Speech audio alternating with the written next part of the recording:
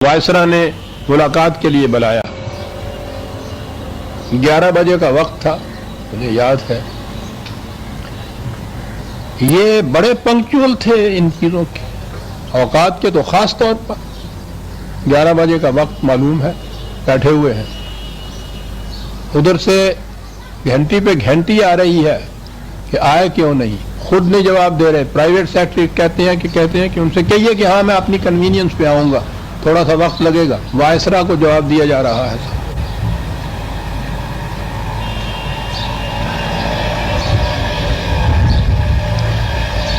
11:15 پہنچے. ہمارے آپ کے نزدیک تو یہ بات بہت چھوٹی سی ہے. اس نزاکت کو سامنے رکھیے کہ وہ وائسرا ہے، وقت مقرر ہے. اور اس کے بعد گئے اور انہوں نے کہا کہ یہ جو وار کونسل کا قصہ ہے میں اس میں کچھ وضاحت کرنا چاہتا ہوں. اور قائد اعظم کھڑے ہی تھے. کہا کہ مجھے آپ کی وضاحت کی کوئی ضرورت نہیں ہے، اور کمرے سے باہر نکل آئے. اس واقعے پہ تبصرہ کرتے ہوئے وہ ایک ہندو لیڈر کانجی دوارکا داس، پچھلے سال غالباً اس کی موت واقع ہوئی ہے، اس نے یہ لکھا تھا کہ یہ دیکھ کر دل میں مسرت کی ایک لہر اٹھتی ہے کہ ہندوستان میں مسٹر جناح کی قامت اور دیانت کا کم از کم ایک لیڈر تو ایسا تھا جس میں اس قدر صداقت اور بے باکی تھی کہ اس نے انگریز وائسرا کے منہ پر کہہ دیا کہ وہ اسے کیا سمجھتا ہے. جبکہ باقی ہندوستانی لیڈر جن میں کانگریس ہائی کمان بھی شامل ہے اس وائسرا کو بہترین انگلش جنٹل مین اور بہترین عیسائی جنٹل مین جیسے خطابات سے نواز کر اس کی چاپلوسی کرتے تھے.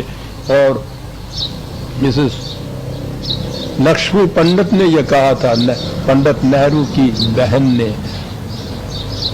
کہ اگر کانگریس کو جناح جیسا ایک لیڈر مل جائے تو لڑائی انگریز کے ساتھ آج ختم ہو سکتی ہے. یہ تھا عزیز من آپ کا یہ لائن قائد اعظم. مصلحت، مفاہمت، کمپرومائز، نظریہ ضرورت ان کے لغت میں ہی نہیں تھا. یہ ایک سیٹ خالی تھی. آج ہم نہیں سمجھ سکتے جا کے مسلمان ہی ہیں ہماری سیٹیں ہوتی ہیں، ہم ہی یہاں سب کچھ وہ ہوتے ہیں. ہندوؤں کے مقابلے میں کلکتہ چیمبر میں ایک سیٹ وہ ٹیسٹ تھی اس بات کی کہ مسلمانوں کی یہاں کتنی اسٹرینتھ ہے. حالانکہ وہاں مسلمانوں کی میجورٹی ہوتی تھی، کبھی سیٹ نہیں ملتی تھی. اصفہانی وہاں سیٹ کے لیے کھڑے ہوئے، بلا مقابلہ کھڑے ہوئے. انتخاب کے عین 2 دن پہلے ایک اور شخص بھی کھڑا ہو گیا. انہیں تشویش ہوئی کہ اب ووٹیں بٹ جائیں گی. عبدالرحمان صدیقی ان کے ساتھی تھے. وہ ایک شام آئے. اصفہانی نے خود اپنی کتاب میں اس واقعہ کو لکھا ہے. کچھ آہستہ آہستہ آپس میں باتیں کر رہے تھے. قائد اعظم دور بیٹھے تھے. کہا کہ ذرا قریب آ کے مجھ سے بھی بات کرو. کیا ہے؟ انہوں نے آ کے کہا کہ صاحب بڑی خوشی کی بات ہے کہ وہ جو فریق مقابل امیدوار کھڑا ہوا تھا اس کے ساتھ بات ہو گئی ہے. اس نے کہا ہے کہ اگر میری ضمانت کا روپیہ آپ دے دیں تو میں بیٹھ جاتا ہوں. اصفہانی بلا مقابلہ کامیاب ہو جائے گا.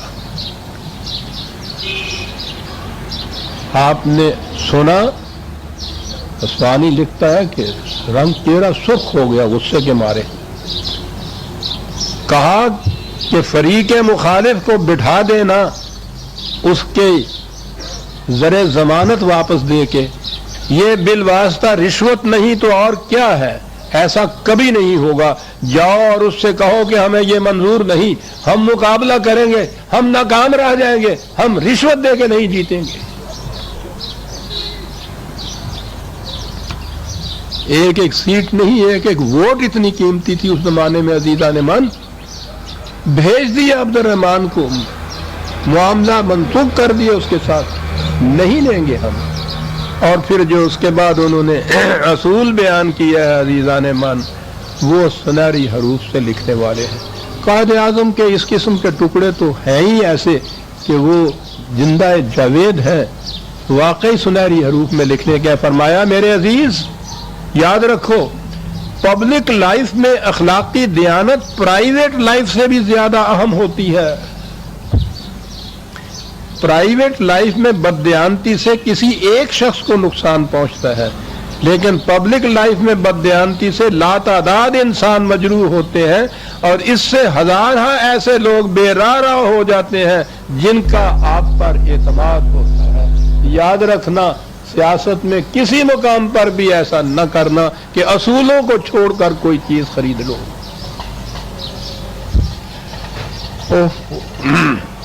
عام طور پر کہا جاتا ہے کہ یہ مسلم لیگ، یہ سرمایہ داروں کی، جاگیرداروں کی، ذمہ داروں کی، کارخانداروں کی یہ جماعت تھی. صاحب حریت پسند اس کے ساتھ تھا تو ٹھیک ہے، یہ لوگ تھے، لیکن قائد اعظم کا ان کے ساتھ کیا رویہ تھا؟ میں نے عرض کیا ہے کہ وقت وہ تھا کہ جہاں اگر 50,000 روپیہ ہوتا تو تحریک پاکستان کچھ اور ہوتی، آرآر کو دینے کے لیے ہی اگر کچھ پیسے ہوتے تو مسئلہ ہی کچھ اور ہوتا. ایسے وقت میں انہوں نے، قائد اعظم نے 1943 میں آل انڈیا مسلم لیگ دہلی کے سیشن میں اعلان کیا کہ اس مقام پر میں ذمہ داروں اور سرمایہ داروں کو بھی متنبع کرنا چاہتا ہوں. وہ ایک ایسے فتنہ انگیز ابلیسی نظام کی روح سے جو انسان کو ایسا بدمست کر دیتا ہے کہ وہ کسی معقول بات کے سننے کے لیے آمادہ ہی نہیں ہوتا، عوام کے گاڑے پسینے کی کمائی پر رنگ رلیاں مناتے ہیں، عوام کی محنت کو غصب کر لینے کا جذبہ ان کے رگو پے میں سرایت کر چکا ہے. میں اکثر دیہات میں گیا ہوں، وہاں میں نے دیکھا ہے کہ لاکھوں خدا کے بندے ہیں جنہیں ایک وقت بھی پیٹ بھر کر روٹی نہیں ملتی. کیا اسی کا نام تہذیب ہے؟ کیا یہی پاکستان کا مقصد ہے؟ اگر پاکستان سے یہی مقصود ہے تو میں ایسے پاکستان سے باز آیا. اگر ان سرمایہ داروں کے دماغ میں ہوش کی ذرا سی بھی رمق باقی ہے تو انہیں زمانے کے بدلتے ہوئے تقاضوں کے ساتھ چلنا ہوگا. اگر انہوں نے ایسا نہ کیا تو ان کا خدا حافظ، ہم ان کی کوئی مدد نہیں کریں گے. جس وقت ایک ایک شخص کی ضرورت تھی، ایک ایک پیسے کی ضرورت تھی، یہی طبقہ تھا نا جس کے ملاق کہتے ہیں کہ ان کے پیسے کے زور پہ مسلم لیگ کامیاب ہوئی، ان کے ساتھ یہ اشر ہو رہا ہے. یہ کیفیت ہے، اس دھڑلے سے انہیں ٹانکا جا رہا ہے. دو ہی باتیں تھیں جو انہوں نے کہی تھی. پاکستان میں کیپٹلسٹ سسٹم، نظام سرمایہ داری نہیں ہوگا. ساری عمر وہ یہ کہتے رہے. اور دوسری بات یہ کہ پاکستان میں مذہبی پیشوائیت کی حکمرانی نہیں ہوگی جسے تھیوکریسی کہتے ہیں. 10 سال تک وہ اپنی تقریروں میں یہ دہراتے رہے اور وہ اقبال کے ہی شعروں کی روشنی میں دہراتے رہے کہ اگر یہ نظام سرمایہ داری یا مذہبی پیشوائیت کا نظام یا حکمرانی مقصود ہوتی تو الگ مملکت بنانے کی ضرورت نہیں تھی.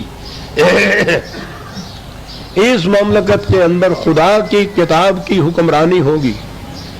ان کا وہ حیدرآباد دکن کا انٹرویو جو ہے، ان چیزوں کو تو کبھی قوم کے سامنے لایا ہی نہیں جاتا. بہت کم آپ نے یہ باتیں سنی ہوں گی. اس انٹرویو میں انہوں نے کہا تھا کہ آپ جس اسلامی حکومت کی دعوت دے رہے ہیں اس کی امتیازی خصوصیت کیا ہوگی؟ کہا تھا کہ اس کی خصوصیت یہ ہوگی کہ اس میں نہ کسی شخص کی حکومت ہوگی، نہ کسی ادارے کی، نہ پارلیمان کی، نہ جمہوریت کی. اس میں حکمرانی صرف خدا کی کتاب کی ہوگی. ہماری آزادی اور پابندی کی حدود خدا کی کتاب متعین کرتی ہے جو غیر متبدل بھی ہے، مکمل بھی ہے. قائد اعظم کے ارشادات. کہا کہ اسلامی حکومت دوسرے الفاظ میں قرآن کی حکمرانی کا نام ہے. یہ الفاظ ہیں ان کے. اور بار بار یہ کہا کہ متنبع ہو جائے یہ مذہبی پیشوائیت جو ہے، جب خدا کی کتاب کی حکمرانی ہوتی ہے تو اس کے اندر پھر پریسٹ کرافٹ کی اور مذہبی پیشوائیت کا وجود ہی نہیں ہوتا۔ وہاں تو یہ کچھ وہ کہتے ہی تھے، پاکستان بننے کے بعد بھی انہوں نے پہلی تقریر مخاطب کیا تھا امریکہ والوں کو، جنہوں نے پوچھا تھا کہ پاکستان میں کانسٹیٹیوشن کس قسم کا بنے گا، تو ریڈیو پہ انہوں نے وہ تقریر کی تھی جو مشہور بحیثیت گورنر جنرل کے۔ پہلے تو یہ بات کہی تھی کہ بہرحال مسلمانوں پہ مشتمل یہ قوم ہے، ہم جو آئین بنائیں گے تو بہرحال اسلامی ہوگا، اور آخر میں یہ کہا تھا کہ یہ مسلمہ بات ہے کہ پاکستان میں کسی صورت میں بھی تھیوکریسی رائج نہیں ہوگی جس میں حکومت مذہبی پیشواؤں کے ہاتھ میں دے دی جاتی ہے کہ وہ بذام خیش خدائی مشن کو پورا کریں۔ یہ ان کی یوں کہیے کہ آخری پبلک تقریر یا ریڈیو کی تھی، جو گورنر جنرل ہونے کی حیثیت سے پاکستان کی مملکت کی طرف سے اعلان کیا گیا تھا کہ یہ یہاں نہیں ہوگا۔ یہ ساری مخالفتیں جھیل کر عزیزان من اتنی عظیم مملکت حاصل کر کے، جو میں نے کہا ہے کہ ایک قطرہ خون بہائے بغیر تاریخ انسانیت میں اس کی مثال نہیں ملتی، یہ سب کچھ انہوں نے دیا، یہ اصول بھی انہوں نے دیے۔ نظام سرمایہ داری نہیں ہوگا، حکمرانی کسی شخص حتیٰ کہ کسی پارلیمنٹ، حتیٰ کہ مغربی جمہوریت کی بھی نہیں ہوگی، خدا کی کتاب کی، اور اس میں مذہبی پیشوائیت کا یا تھیوکریسی کا وجود نہیں ہوگا۔ یہ تھے تین مسلمات جن کو لے کے وہ آئے، اور یہی تھا جس کے مطابق آگے چلنی تھی بات۔ میں نے گزارش کیا ہے کہ مجھے یہ سعادت حاصل تھی، 10 سال تک قرآن کی تفصیلات اور جزئیات ان تمام معاملات کے متعلق ان کے ساتھ ڈسکس ہوتی تھی، پختہ تھے وہ ان تمام چیزوں کے اندر۔ لیکن جب یہاں آئے ہیں تو وہ تو پھر بھی اپنے عزم اور ول پاور کے زور کے اوپر صرف زندہ تھے، جو 1 سال زندہ رہے تھے۔ آپ احباب کو علم ہے کہ اس سے 8-10 سال 6-7 سال پہلے جب انہوں نے اپنا ٹیسٹ کرایا ہے اپنے پرائیویٹ ڈاکٹر سے جو پارسی ہے بامبے کا، اس نے یہ کہا تھا کہ ایکس رے بتا رہی ہیں کہ آپ کے دونوں لنگز معوف ہو چکے ہیں، علاج اس کا صرف یہ ہے کہ آپ کم از کم 1 سال ریسٹ کیجئے، ورنہ موت بہت قریب آپ کے آ جائے گی۔ معلوم ہے اس کا جواب کیا دیا تھا؟ اس سے کہا تھا کہ یہ بات نہ تمہاری زبان پہ کبھی آئے گی نہ میری زبان پہ آئے گی، یہ ایکس رے کی جو فلمز ہیں اس کیبنٹ کے اندر بند کر دو اور چابی مجھے دے دو، کوئی اس کو سننے نہ پائے کہ میری زندگی اتنی کم رہ گئی ہے۔ اسی جوش و خروش سے وہ کرتے رہے، پھیپھڑے تھے کہ معوف سے معوف تر ہوتے چلے گئے۔ یہاں جب آئے ہیں تو وہ واقعی ول پاور کے زور کے اوپر اپنے وہ زندہ تھے۔ پھر یہ جو ہجوم آیا ہے یہاں مشکلات کا، جنہیں پناہ گزین کہتے تھے اس زمانے میں، لاکھوں کی تعداد کے اندر بے گھر بے در لٹے پٹے ہوئے، گاڑیاں آتی تھی، ہم تو ان کے اندر تھے، اس گاڑی کے اندر تھا میں بھی، پتہ نہیں کیسے بچ گیا۔ گاڑیاں آتی تھیں، دروازے کھولتے تھے تو انسانوں کی بجائے لاشیں نکلتی تھیں ان کے اندر سے۔ جو زندہ عورتیں جو زندہ بچیاں تھیں کسی کے سر پہ دوپٹہ تک نہیں ہوا۔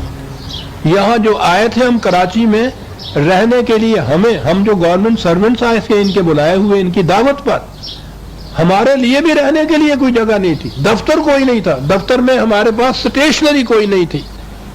ان درختوں کو میں اب بھی جا کے دیکھا کرتا ہوں جن کے نیچے بیٹھ کر یہ ہمارے یہاں کے وہ جو ریکارڈ کیسز تھے بکس، ان بکسوں کے اوپر بیٹھ کر بازار سے ایک ایک کاغذ مانگ کر ہم کام کیا کرتے تھے دفتر کا۔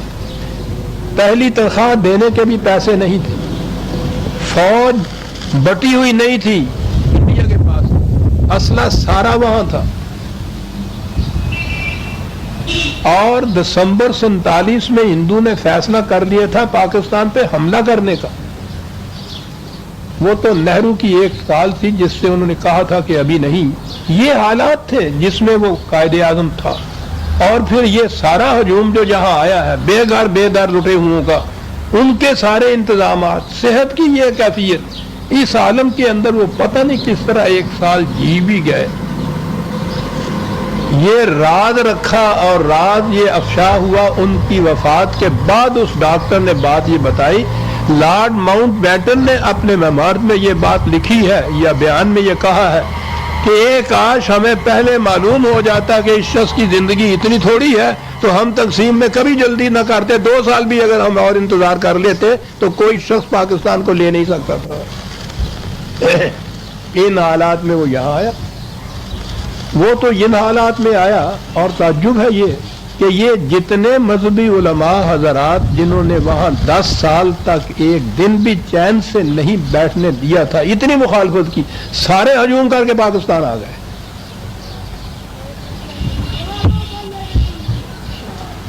पूरा देवबंद, पूरा बरेलवी, जमात इस्लामी, अहरार, अंसार, सारे हम।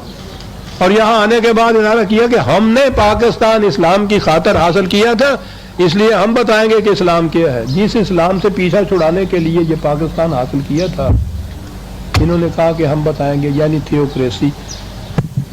और अब वक्त तेजी से जा रहा है, गुंजाइश नहीं, वरना मैं अर्ज करता कि फिर एक सोची समझी स्कीम के मातहत किस तरह आहिस्ता आहिस्ता वो इस मकाम के ऊपर आज हमको ले आए हैं कि पाकिस्तान में वही थियोक्रेसी राज है जिसे मिटाने के लिए पाकिस्तान हासिल किया गया था।